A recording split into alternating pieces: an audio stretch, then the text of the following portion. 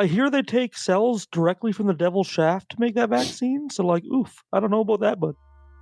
Warning, this podcast contains violence, sexuality, gore, and other horrible and disturbing things. Listener discretion is advised. Also, the hosts of this venture are ignorant dipshits, so please do not take anything they say as fact. And enjoy the show. Now, are you sitting comfortably? Good. Then we'll begin.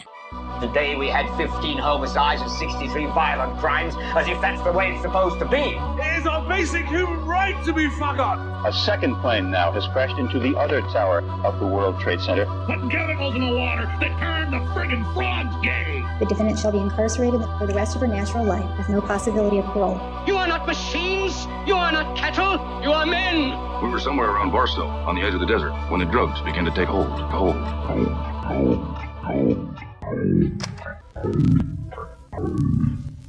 Occultae Veritatis. Hello and welcome to Occultae Veritatis podcast. I am Sage Murray, and joining me today are Leon Filger, Dude Gallifrey, Richard Vigley, the soundboard demon, Bambi, Henry Chapman. Today is a very on-brand episode for me as it contains the four following words: Florida, vampire, cult, and murders. For such a strange and off-putting episode, we need a strange and off-putting poison. So, what's your poison?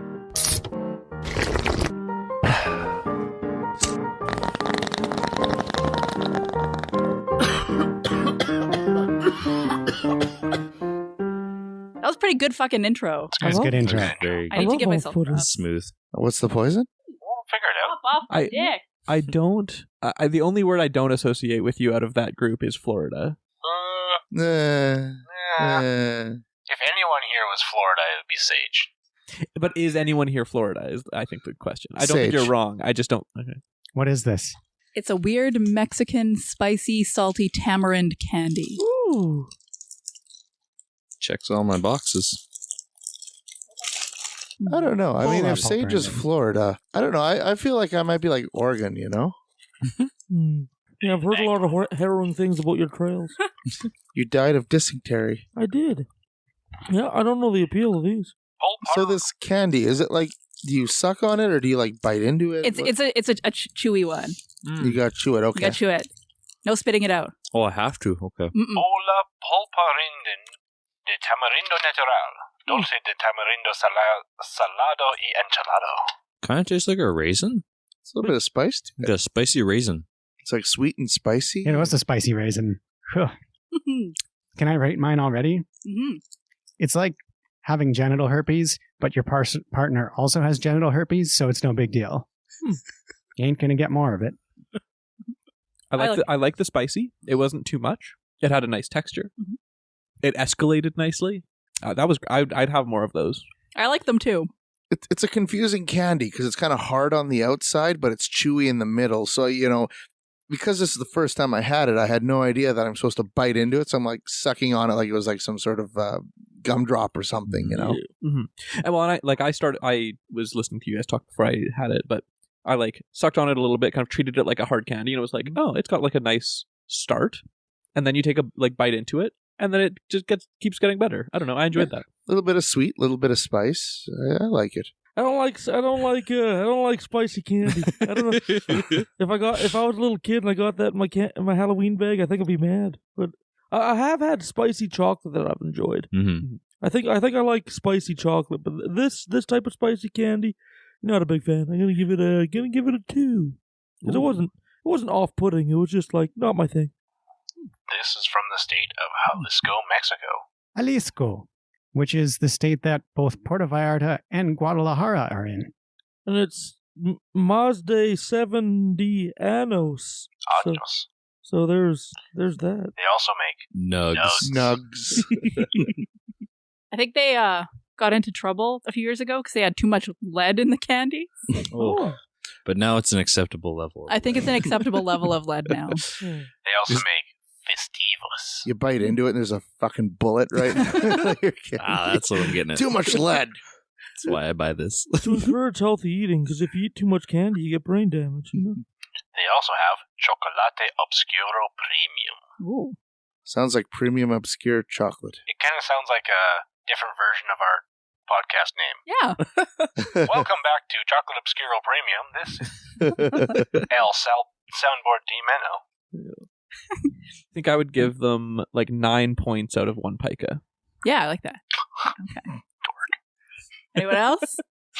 I'd say probably about a 7 out of 10. It was a surprise all the way through and through, I think. It's like a wild ride. Yeah, it's a ride. Gets a lot of texture points. Yeah. It has a good texture. It has a really good mouthfeel when you Yes. chew it. Yeah.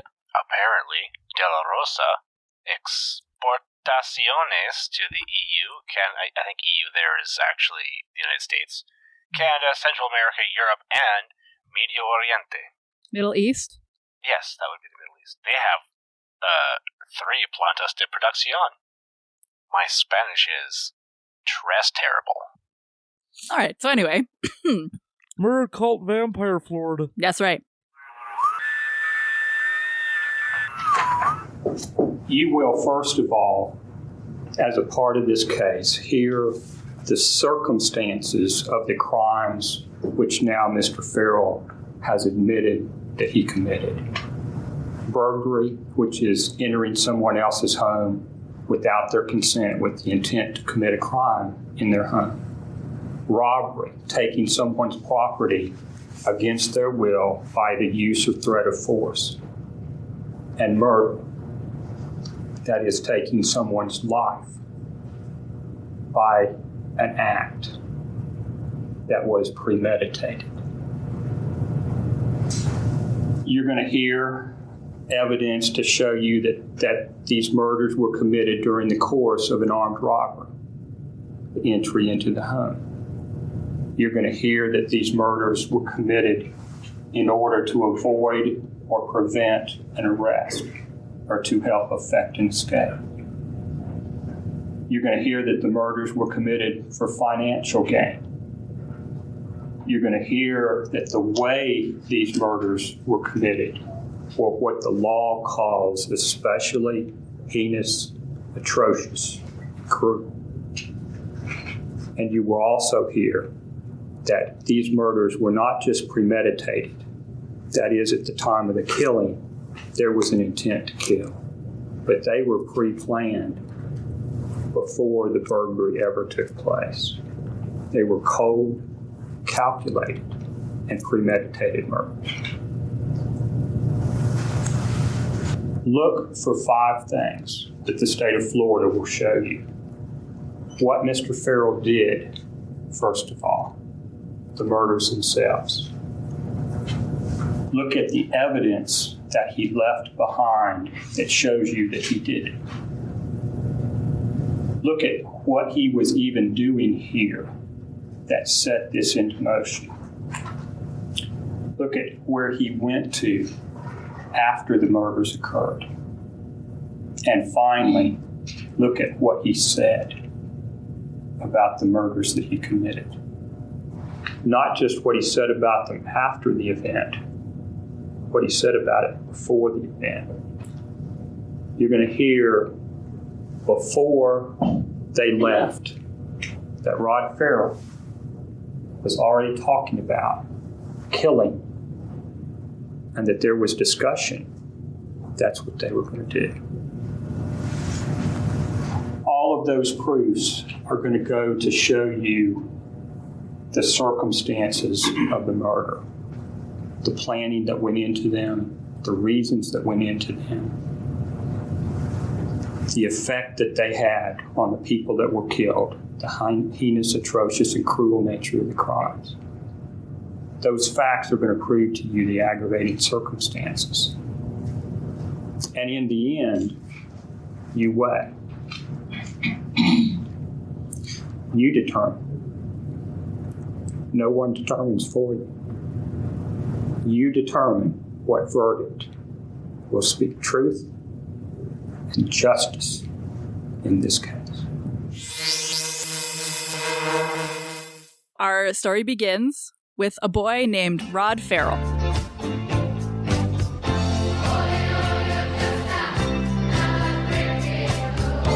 Rod was born on March 28th, 1980 in Murray, Kentucky to 16-year-old Sandra Gibson. His bio dad left the family to serve in the military and was like never, ever a part of Rod's life. What war was going on in the 60s? Was that Vietnam? 80s, Yep. 1980s. Oh, shit. Cold War. So Sandra and Rod never had a stable home life. They bounced between living with Sandra's parents and living in public housing. And like absolutely no shame to sex workers because sex work is work. And I'm sure that Rod's mom, was trying her best, but being a literal child working, as an exotic dancer to make ends meet can't have been easy. Yeah, survival sex work is definitely not ideal. Yeah. Additionally, Sandra's father allegedly sexually abused Rod when he was 5, according to federal court records, although no criminal charges were ever pursued. I wonder how you can acknowledge something like that without, even pursuing it. I know. It's pretty sad, and it kind of, sets up the scene for what is to come. Sandra introduced Rod to, vampires and macabre shit from a young age, Vampire the Massacred. It's a game. I think it's a tabletop game. Masquerade. Oh man, I can't read my own writing. I was a Nosferatu in a game. It's a bit. If anybody's ever heard of a LARP, live action role play, that's where you stand up and walk around and role play instead of sit at a table. And sometimes you roll dice, sometimes you play paper rock scissors. But Vampire the Masquerade is all about a bunch of different types of vampires living in modern society. And the masquerade is keeping vampires secret. Oh. And I was a Nosferatu, which is one of the ugly vampires that look like a zombie that live in the sewers and talk to rats and stuff. 100% Bamboo was a Ventru, weren't you? Oh, yeah. You know it. This means nothing to me. I can't believe I guessed that so Don't well. even get me started on the gangrel. God. Anyway. So yes, being introduced to, all this weird shit from a young age, which is, as you will see, a cautionary tale for people. Not me, clearly, but people. Not. I definitely have not introduced my young son to a bunch of weird shit. Never, ever. Mm-mm. Yes, you fucking have. I know. That's the joke. That's the joke. Oh, and this was right in the heat of the satanic panic in the 80s, too, so I bet they were scaremongering about vampires. This is America's Most Wanted, and I'm John Walsh. It's only a harmless role-playing game. They call it Vampire the Masquerade, and the players take it quite seriously. One often gets valuable information when one can commune with the spirits of the dead. These people are playing the game in Salt Lake City. It's a game made up of acting and dressing like vampires and playing out fantasy scenarios. Anyone can play, and thousands do every day. The game has lured people all across the country. People drawn in by the dark side. Author Jeff Gwynne wrote a book about vampires called Something in the Blood. He says Ferrell and his group are a classic example of role-playing games gone too far. Normally you will have one leader in a teenage group who knows all the vernacular. Sadly, it goes even beyond that, and murder, human beings die. Gwynne says for most teenagers, vampirism is a passing interest. But here are some warning signs that tell you if your child may be going too far. Unusual clothing, obsession with vampire books and movies, and even worse, signs of blood drinking. If you see that your child has Band-Aids in odd places, the favorite places are the crook of the arm, the small of the back, the chest, the thigh, that's another sign. Nothing but the truth. According to authorities, the common threads among the 5 charged teenagers were problems at home and school, including low self-esteem. Gwynne says that may be one reason these kids went completely overboard with their vampire game. The underground vampirism culture is all over the country. More and more, the kids are buying into a lot of the vampire fiction and movies. It's detrimental if you don't understand where fiction ends and reality begins. But the inventor of Vampire the Masquerade says playing the game is no more than theater of the mind. The game had nothing to do with the crime. No weapons, real or fake, are used in these games. And it's something that you do for fun. It's something you do for entertainment. I'm Ronnie, and I'm going to stop you. I am nimble. I leap out of the way. The rules state you can't touch anyone or use weapons, and you must know when to stop. Just ahead on America's Most Wanted, this Delilah had two strong senses. Sandra and Rod had a kind of weird relationship. Even Rod described it as such. At the age of 34, Sandra was caught writing a love letter to a 14-year-old boy. So, like, fast forward if you don't want to hear the grouse. This is what she wrote. I longed to be near you for your embrace. Yes, to become a vampire, a part of the family, immortal and truly yours forever. I only hope that one day you will once again return to Murray. You will then come for me and cross me over, and I will be your bride for eternity and you my sire. So she thinks a 14-year-old is a vampire? Yes. So, but like, he's going through puberty and he's like getting taller and hair's growing where hair hasn't before? That doesn't happen to vampires, right? I don't know. Just the young ones. Pretty gross. I didn't know vampire puberty was a thing. I'm learning new things every day. I think you're making up new things. The world is a vampire. That's a good song. And now with more angst. Yeah. So Sandra also claimed to have dabbled in like blood drinking and vampirism, an activity that Rod replicated through Vampire the Masquerade and everyone's favorite scapegoat, the nefarious D&D. Oh yeah. He fell in with a crew of equally gothy teens who professed to be living the vampire life, drinking each other's blood, wearing all black, and listening to goth and industrial music. An older boy named Jaden Murphy said that he sired Rod and crossed him over in a ritual involving, you guessed it, blood drinking. And those gross-ass letters that Sandra sent were to Jaden's little brother. Where are they getting this blood from? Each other. Oh, they're just cutting each other open? Yeah, and drinking each other's blood. Oh, man. So, like I mentioned, Rod and his mom moved around between Murray and Sandra's parents' house, which was in Eustis, Florida. While living in Florida, Rod got super close with a girl named Heather Wendorf. Heather was described as troubled and rebellious, like all teenagers. Yeah. After Rod moved back to Murray in grade 10, he would call Heather collect and rack up these like huge phone bills, which pissed off her parents, obviously. Like overcharge minutes in the evenings and all that? Yeah. Oh yeah. Do those still exist with like landline phones? I don't know, but like you call collect, like, do you accept these charges? Oh man. Kind of thing. Oh, I see. Yeah. So meanwhile, back in Murray, Rod was telling people that he was a 500-year-old vampire named Visago and began recruiting more followers to like his little crew. One was a boy named Scott Anderson. The 16-year-old was said to have come from grinding poverty with an alcoholic father who abused his mother.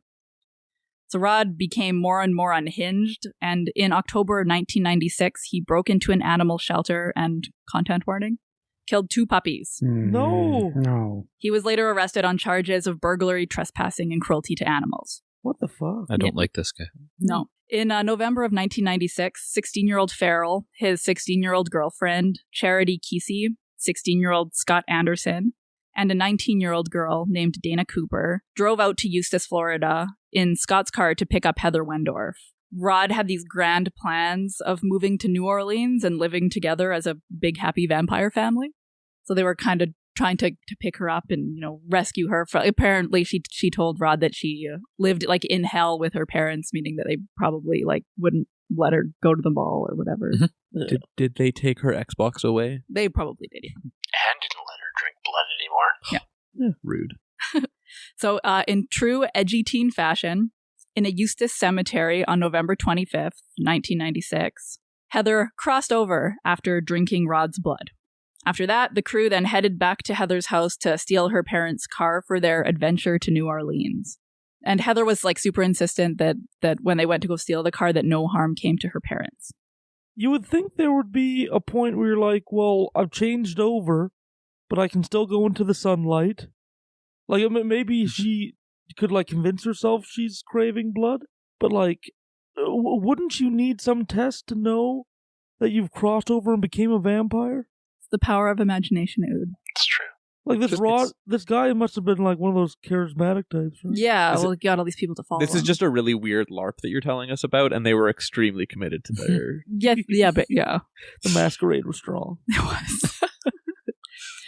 So while Heather's dad, 49-year-old Richard Wendorf, was asleep on the couch, and her mother, Ruth Queen, was in the shower, Rod and Scott broke into the house through the garage. Armed with a crowbar, Rod bludgeoned Richard to death. He was then confronted by Ruth, who threw a cup of super duper hot coffee on him. And then Ferrell attacked her, hitting her so hard with the crowbar that it severed her brainstem, killing her instantly. He had originally planned not to hurt the mother, but when she chucked coffee on him, he got super mad and retaliated.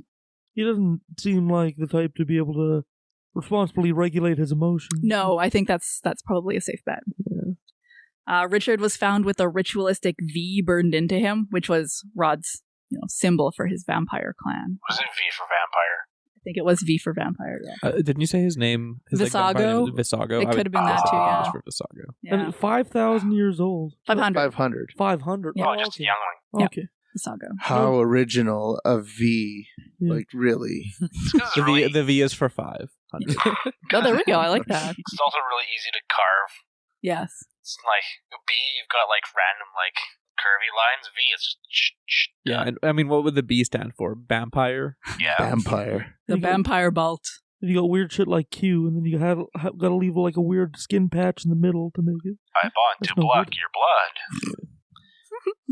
Bambipire? Aw. So, Vampire. Poor Heather wouldn't find out that her parents had been killed until after the group left town. Oh. Yeah, they just didn't tell her. They're just got the car keys, let's go. Why are you covered in blood? Vampire. Right, yeah, we just drank each other's blood, yes. The bodies were discovered by Heather's 17-year-old sister, Jennifer. And on November 27th, warrants were issued for all 5 of the teens. So after 4 whole-ass days on the run, cops finally caught up with them in Baton Rouge, Louisiana. After Charity Kesey called her grandma for money, and her grandma then called the cops on them. To make sense of what Rod did, especially Heather's role in it, what role did she play in his drama? Was she someone he wanted to bring into the family? Was she someone who he was going to rely on to provide for him? And what did she think about that? What was her participation in that? How did you get along with your parents over the past few years? Well, let's take one at a time. Dad. Oh, well, yeah. We got along real good. So you like Daddy? Mm-hmm. Did you love Daddy? Yeah. Was he hard or strict on you, or no? What about Mom? I liked her too. She's the one that usually set the rules. Did you feel sometimes that maybe Mom was a little too strict? If you were involved in it and you were wrong and you made a mistake, you need to talk to me and tell me about that. If he wanted that done and you couldn't control him, but you knew it was going to be done, you need to talk to me about that. Too many things were pointing that you knew something was going on. You're bold lying. How was I lying? There's been several things you've been lying about. What You did told us you knew nothing about your parents. And now you're telling me that Monday and on numerous other occasions he's brought up to you about wanting to kill your parents. I didn't know he killed my parents. No, you're not listening to what I'm saying. See, no, I didn't know he killed my parents until he told me, you know? You had a pretty good idea of it though, didn't you? No. How many times did he talk to you about killing your parents? I remember telling him flat out, don't even go near my parents. Why would you tell him not even to go near your parents? Because he asked me not too long ago if I wanted my parents dead or alive, and I said straight out I wanted them alive. Why did he have an obsession of killing your parents? I don't know. Probably because he knows if he kills my parents, then I'd probably come to him. I probably wouldn't have anything to stay in Florida for. Heather didn't know that her parents were dead. Charity told her right as we was getting ready to leave Florida. You chose to go with the man who killed your parents. We're trying to find out why. You don't know how upset I am inside. How did he keep you there? He just told me that I didn't have a choice to go or stay.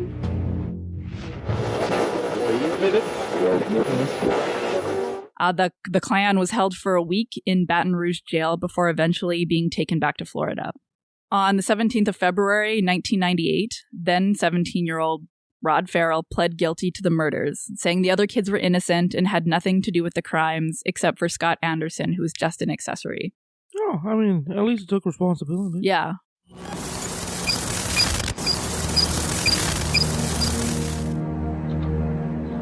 How much is Ferrell willing to reveal about the true nature of his crimes? Can you recapture your feeling state, your mind state at the time of the incident?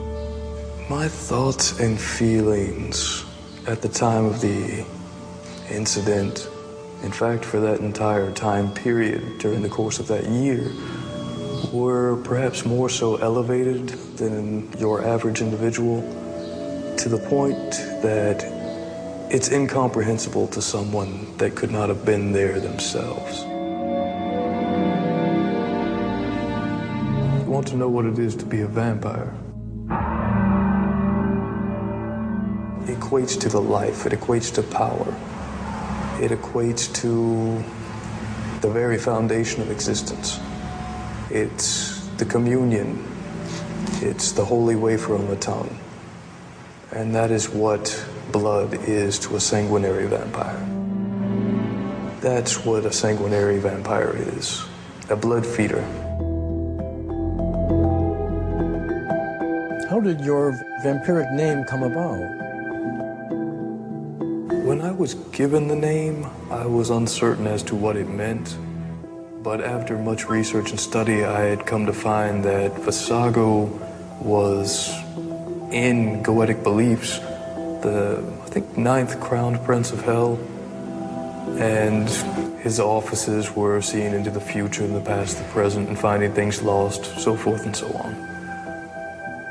However, I think that that did more damage than good.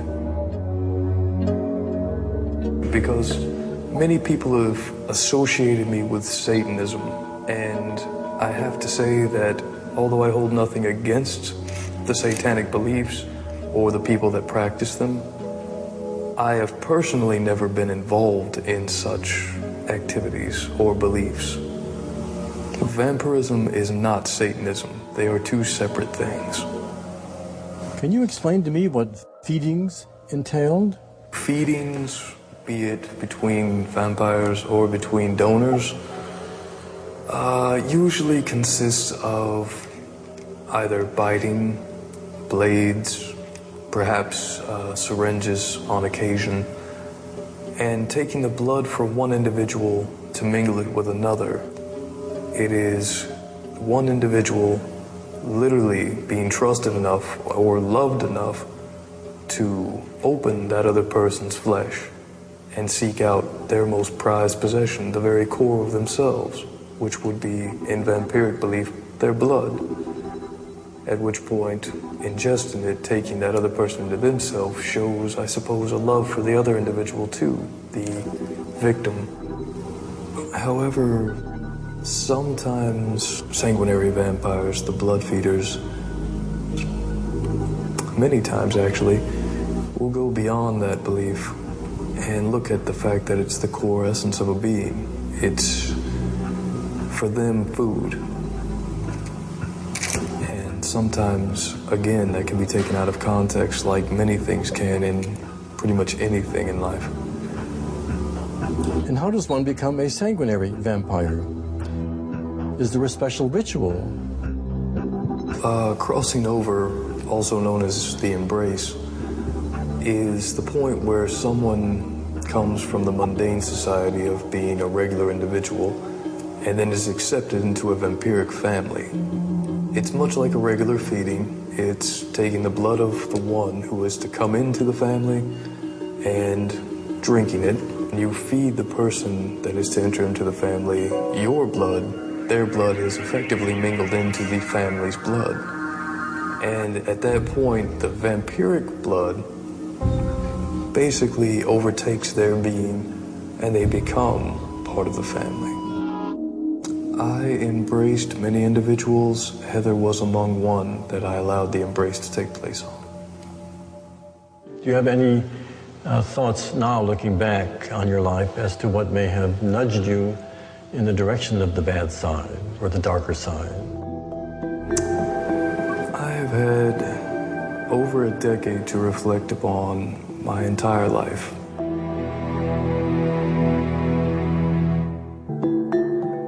I would have to say that the allure of the vampiric living can involve a compensation in sorts of perhaps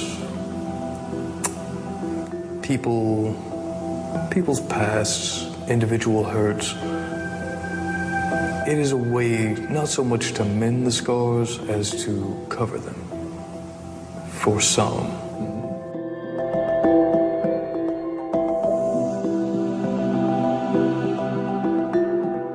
I'm speaking about the things people said that happened to you, were done to you when you were very small.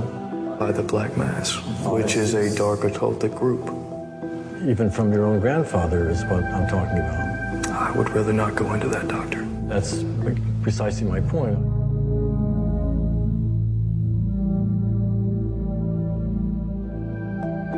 There are many adults, far more than most people would expect out in your society, that do prey upon young individuals, and they rape them, they murder them, or in their case, sacrifice, and any other number of uncouth, callous, and preferably unmentioned things. You know, I've had people that have approached me about taking another person's life before, to be truthful. I've had that done before. And it didn't matter what state of mind I was in, whether I was drugged, whether I was pissed or depressed. It didn't matter. I always, came to my senses like, it's stupid. I still cannot grasp the concept as to why you went through with it. What propelled you into that area? How did you cross that line? What the hell what was your motivation exactly? Well, that's quite simple. Every individual has that point in time, at least once in their life, where they can cross this line. Most people are able to turn back. I myself, as many people well know, had basically enthralled myself in the deterioration of myself. I had taken the small amount of decay I did have, and I just built it. I let it grow. I wanted to become fully decayed in mind, soul, body, everything. I wanted to be darkness. That was part of it, because I allowed myself to become so deteriorated in mind and spirit. It allowed me to cross the line with more ease. I mean, that does clear up some places. You're just basically talking about the primal instincts of man, but your life wasn't in danger. You were not threatened in any way. No, that's why I said. That's why I take full responsibility. Yeah. Because I had a decision. I just merely chose the wrong decision. I knew damn well that I could have done one thing. I sat there whenever I first entered the house, and I knew that I could turn back at any point in time I wished. Even when I was in the house, I knew I could leave. I knew I could leave them alive right there, and they would never even have known I was in there. It was just the instincts, the urges, and then that suppressed rage. All of them came together to form a whole persona of itself. And no matter what my efforts, could not have controlled it at that point. He wanted to do something shocking to be recognized because he felt like a nobody. That's what his whole little entourage was about. He felt like a nobody. So he wanted to be a somebody. And plus it was a major power trip for him, like I said. Rod got greedy, which is a very, very bad thing when you live this life, because you do that, you're endangering a shitload of people, and hell will come down upon your head.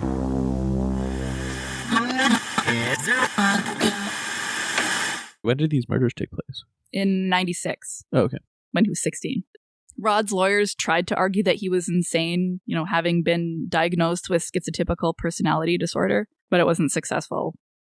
People with schizotypal personality disorder have odd behavior, speech patterns, thoughts, and perceptions. Other people often describe them as strange or eccentric. People who have this disorder may also dress, speak, or act in odd and unusual ways, be suspicious, and paranoid.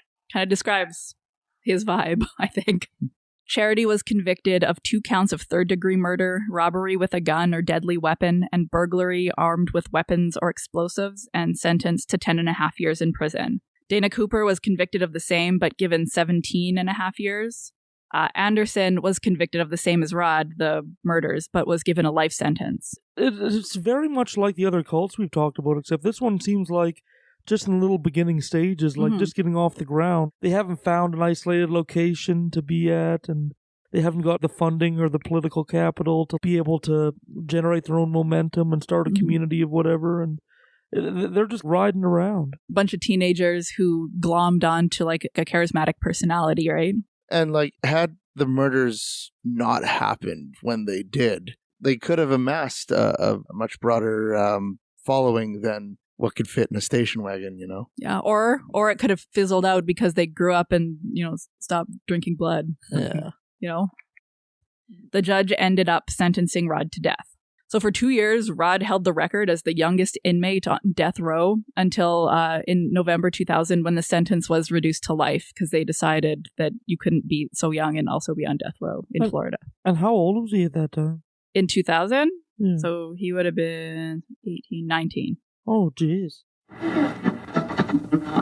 Good morning, ladies and gentlemen. We have a state of Florida versus Roderrick J. Ferrell. It is the opinion of this court, after having heard the testimony of numerous witnesses throughout the course of this trial, that significant questions remain regarding the involvement of Heather Wendorf in the murder of her parents.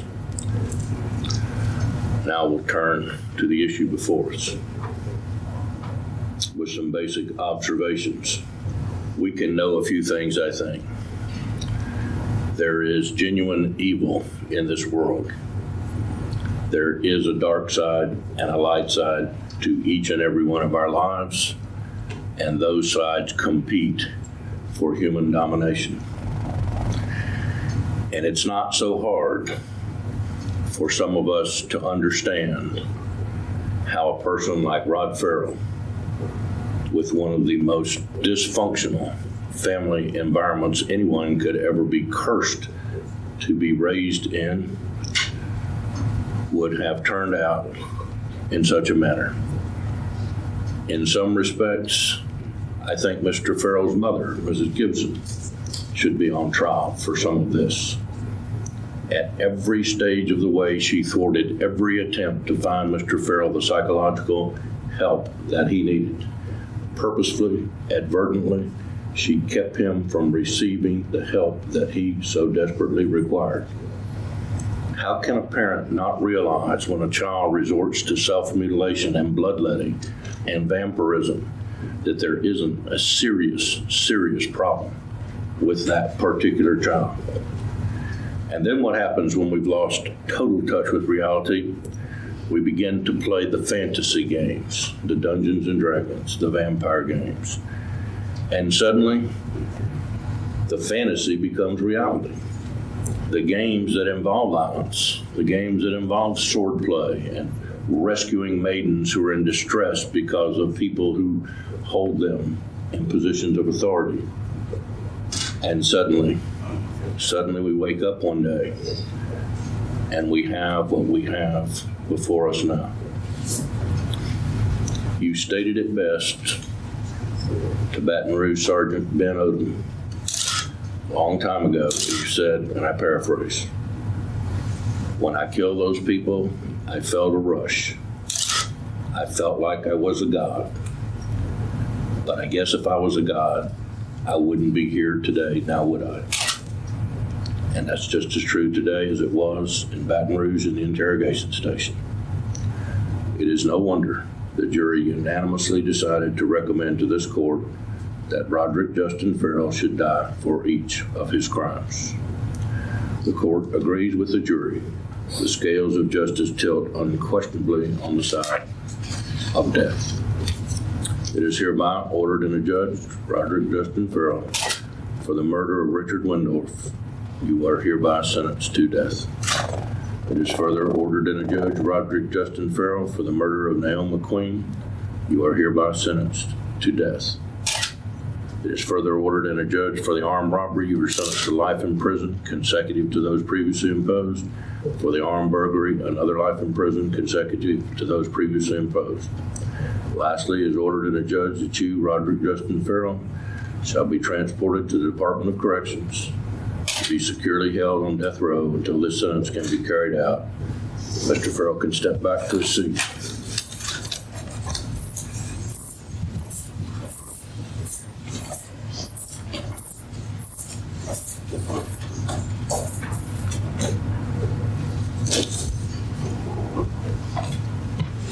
Folks, we could all attempt to reconcile our wounds now and hope for the healing process to go on.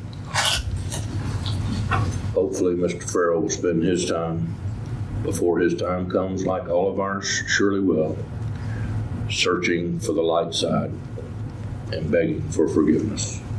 Thank you. And then Charity was released in 2006, and Dana was released in 2011. Scott's sentence was eventually reduced to 40 years, and he'll be eligible for release in 2031. I think he'll be 51 then. Oh, geez. And the family of the murdered people, they were cool with that. They didn't say like, no, he has to stay in jail forever. They're like, he was a child. I can't even imagine the amount of soul searching you'd have to go through to be able to land at a conclusion like that. Like, yeah, this person, like, you know, in part or whole responsible for the death of my family member. Yeah, I understand that, you know, like taking a bit of mercy and empathy on them. Mm-hmm. I don't know if I'd have the strength, you know? Right. Do you know what the rationale between the different levels of sentencing were? I wasn't able to find it, but I assume that Dana got like a higher level because she was like an adult, basically, right? She was 19. I guess that's not an adult in the States, but, you know, she should have known better. It is 18. 18 is adult. That's age of majority. Right. Just because you can't drink yet doesn't like. She got a more of a heavy sentence. And Rod is currently living out his days at the Tomoka Correctional Institution. I wonder if he got some like significant help, like if he would be able to be a member of society again. But I understand why the decision might be to keep him out of it. Like I often wonder if adolescent murderers should have a chance to reform because their crimes happen in the midst of adolescence. Mm-hmm.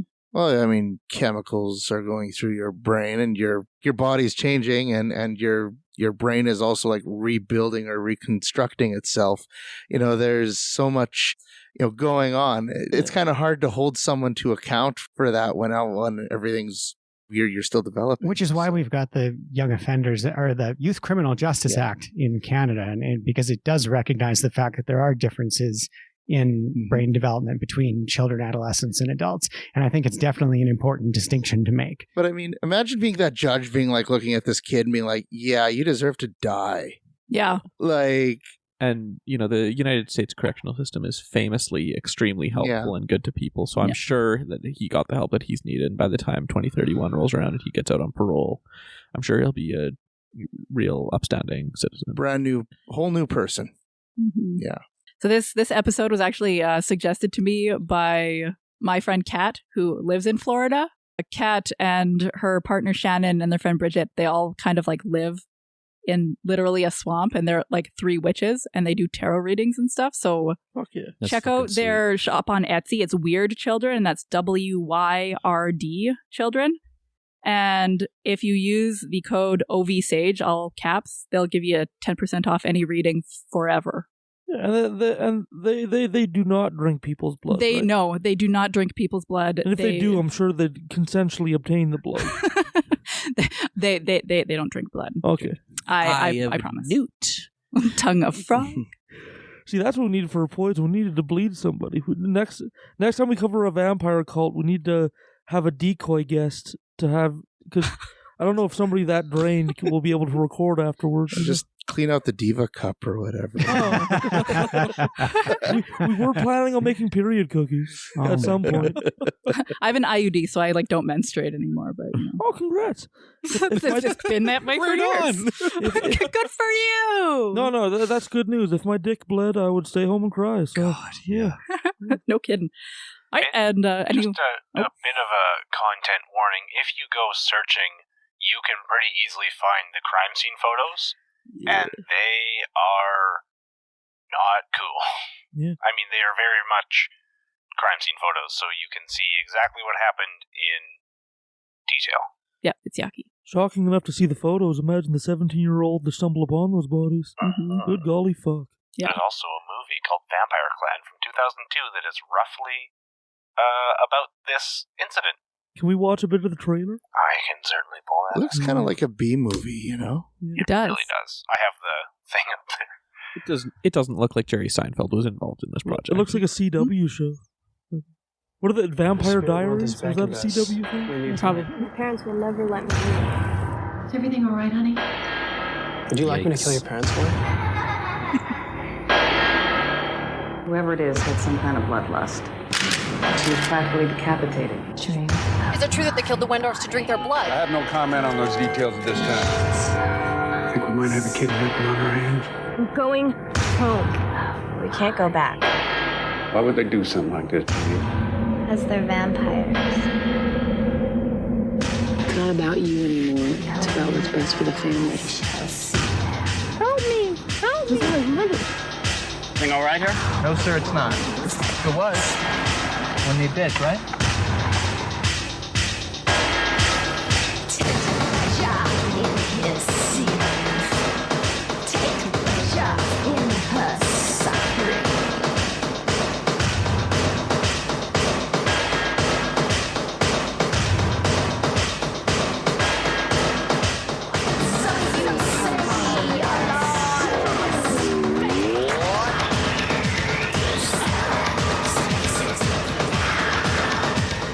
Would you deny me entrance to the gates of hell?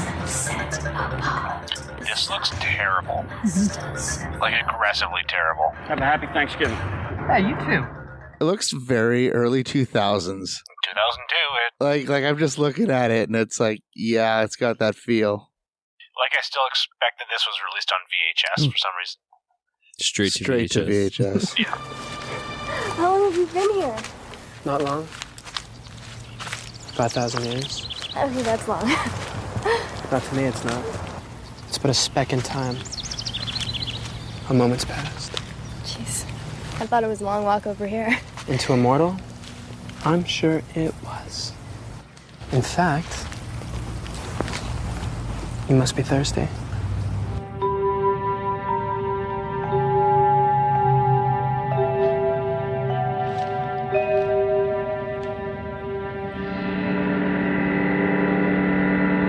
Drink of my blood, Heather, and soon you will cross over. Cross over? Into the realm of the vampire. You will be immortal, just like me.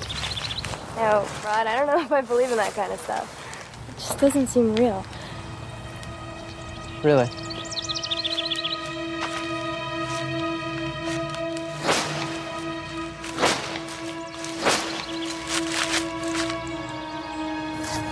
Did that feel real?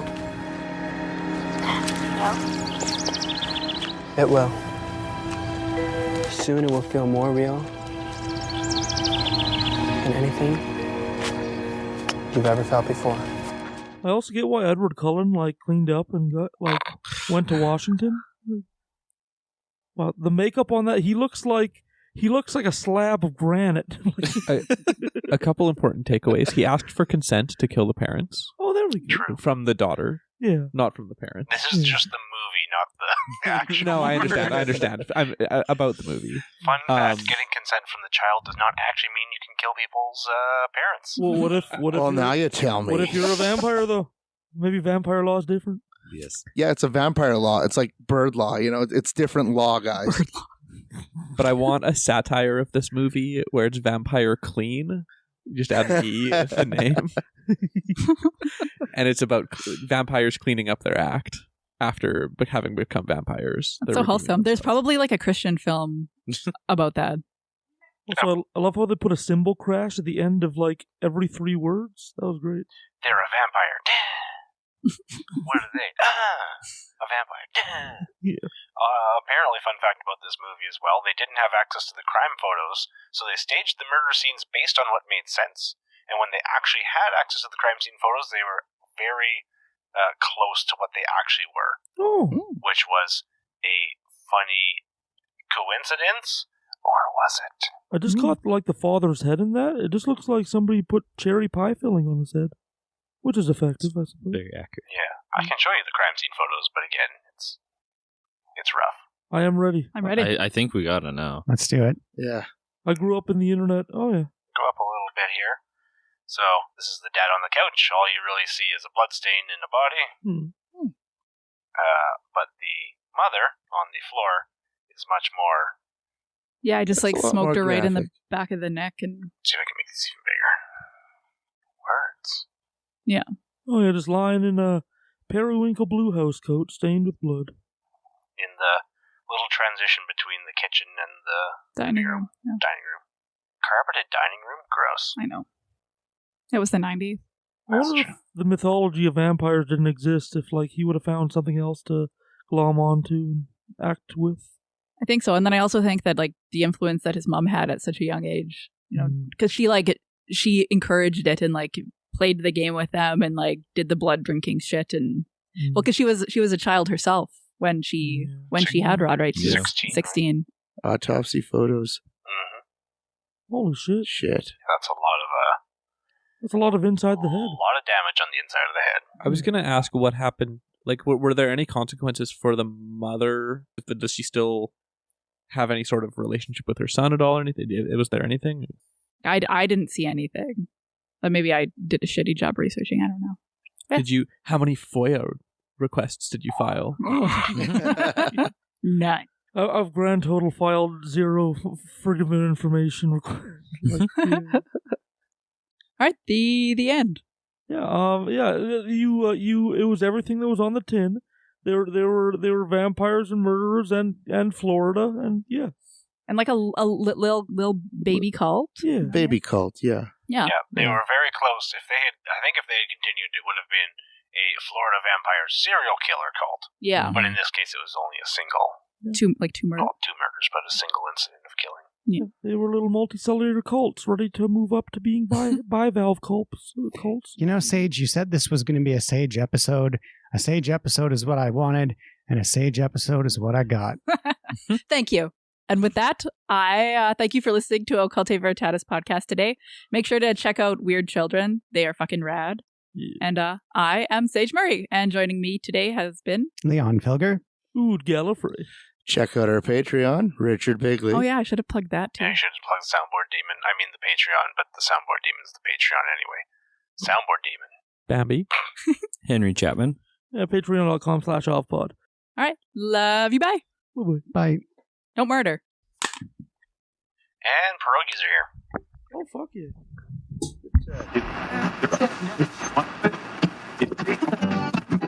Thank you for tuning in. Thank you, Leon Filger, for providing the palate cleanser to this episode. Leon Filger and their cover of I've Just Seen a Face, originally by the Beatles. Enjoy and see you in the after show.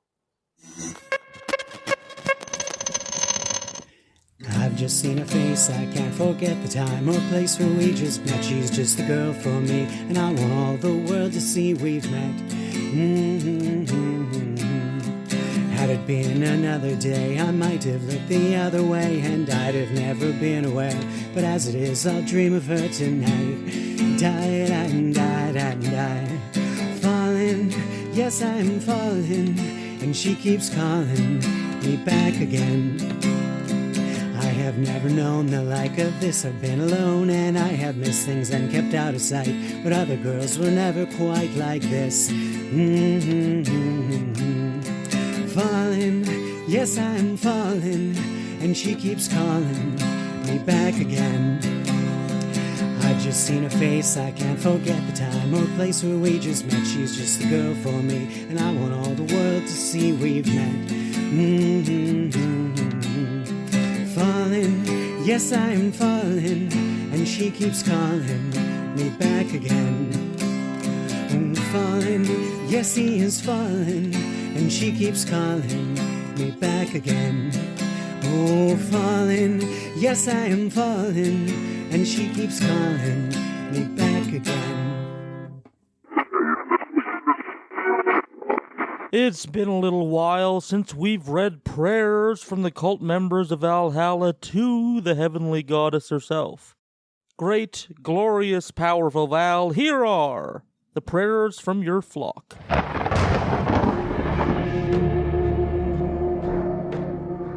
Hey Val, please help me to not drink in May. My booze problem is a problem. Thank you. As you know, one of the hosts, Leon Filger himself, has a little problem with booze, so we know well this problem. And we've already established that Val prayers work retroactively and into the future, so I hope that May was good and every month after that will be good as well. Thank you for writing in. From cult member Susie Q. Glorious Val, please guide my hands and soothe my anxious brain when it comes to packing for a weekend away from home for the first time since COVID hit. I hope Val's prayer retroactively made that packing good, and, you know, we're all stepping into the world now that COVID's not over, but society has decided to stop paying attention to it, and we're all starting to venture out, so calm, nice packing from here on in. Also, secondary prayer. Please guide my dear vet's hands to keep them from being bitten by an overeager treat fiend named Shittiness while he's being boarded. Shittiness, keep your teeth to yourself. I know that the things that humans do are often confusing and perplexing, but we're just trying to help you. No teeth needed. Val says so. From our resident patron, Kiwi Bray, he says, Blessed Val, please shower gifts of $19 Fortnite cards to all my friends and family. Praise be Rockinstone. Rockinstone indeed. Yes, a day blessed by Val is surely one filled by brand new Fortnite skins. $19 to them all, pretty please, heavenly goddess. From Jax. Almighty Val, please allow my wife and I to get out of the financial situation we are in. Allow us to have an abundance of money. Val, we all live in a capitalistic hellscape at the end of democracy. Just give us a little wiggle room. That would be great. From Misfit. Oh, and FYI, Misfit led episode 181, the one right before this one. Mr. Timothy Dexter, the man with a horseshoe born up his ass. Anyways, Misfit, they write, Dangerously delicious Val, please let the numbers run in my dad's favor. He's 70 and been a lottery player for most of his life, and I'd like to see him win something before he dies. Glorious Val, I know this requires pulling a lot of cosmic strings. The chances of winning the lottery are less than being struck by lightning and attacked by a shark, but let your influence be felt. Give this 70-year-old father of Misfit the chance to have a little wealth before he kicks the bucket. And last prayer to Val for this prayer session from Sergeant Squishy. Oh, dearest almighty Val, please let me get more commissions or an artist position somewhere. Please help me be successful with my artistic ventures. Blessed Val, help Sergeant Squishy find more people to be interested in their art, to hire them for commissions, and you can find them at Sergeant Squishy on Twitter. That's SGTSQUISHY, Sergeant Squishy. Alrighty, see you next time when I read out some prayers. I think next week we're going to introduce the new members of the Cult of Val, the new people that have signed up to our Patreon. Of course, if you want to be included in that, patreon.com/OVPOD. See you next week where we talk about some more interesting bullshit.